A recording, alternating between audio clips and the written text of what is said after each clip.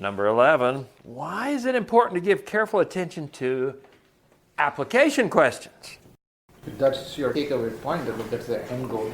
That's the end goal, that's right. And that's why I said if the what, the content doesn't lead to so what, the application, I would say you haven't taught the what correctly. Now that can be the hardest type of questions to formulate and potentially the most offensive to people. But we do want to evoke life change, not just dump content. We don't want a sterile academic exercise.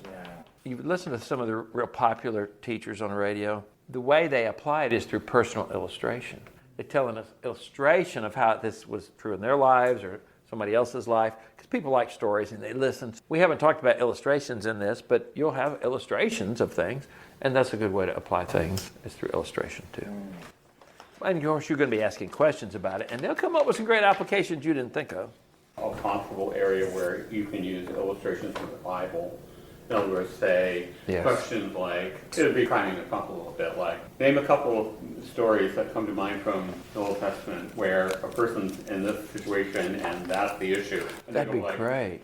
Naomi. That'd be great. And then but you bring it to today. That example, well, from the New Testament, all of them examples. So there's a correlation. We're same but different, but same stage or same. And then you kind of work that out. That's smart, Alan. Very good. You can almost go shopping in the Old Testament for illustrations of New Testament teachings. That's really good. Now, number 12, I've already violated. Why should you be aware of calling on specific persons, Gerald, to answer interpretive and application questions? Like, Bill, are you saved? Why should you not do that? Because nobody likes to be put on the spot. And sometimes you don't know what the answer is going to be. You might be sorry you asked. That's true. And they don't feel threatened. That's right. That's a turnoff. They won't come back and might quit talking. We don't want that. So ask it of the whole group, not just calling on poor old Bill. But what about those people who keep silent and never speak?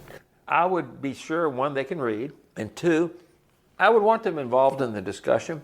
So I would ask that person either an observation question that I feel like the answer is right there, or, well, you've been quiet, Skeeva. What do you think about that? Just a non-threatening, simple question. But do be looking, like I overlooked the fact that I'd been skipping Gerald all night. I got a little help over here from Jeff. But be looking who's quiet, who's not listening, who's on his phone, and then ask that person to read or something to try to get them back in a group. All right, 13.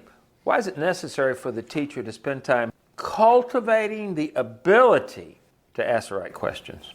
Because right questions provoke right answers. It's worth the time because the right question with the right answer, it's just an art, and you got to develop. Practice helps.